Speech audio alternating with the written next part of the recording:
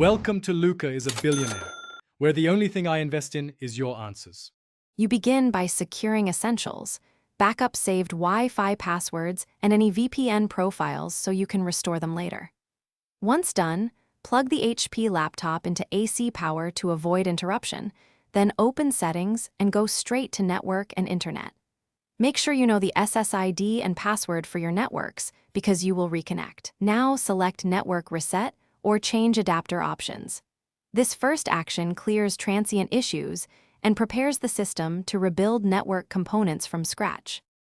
You run the Network Reset tool and confirm. The laptop will schedule a restart, which reinstalls TCP/IP and network adapters.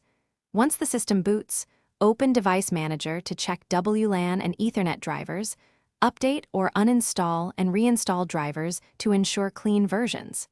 Make sure to install HP or Intel drivers if available. After drivers are refreshed, use the Windows Network Troubleshooter to detect residual configuration errors. It often fixes DNS or adapter binding problems that the reset alone cannot resolve. You finish by reconnecting to your Wi-Fi and testing connectivity with a browser and a ping to 8 to verify DNS and routing.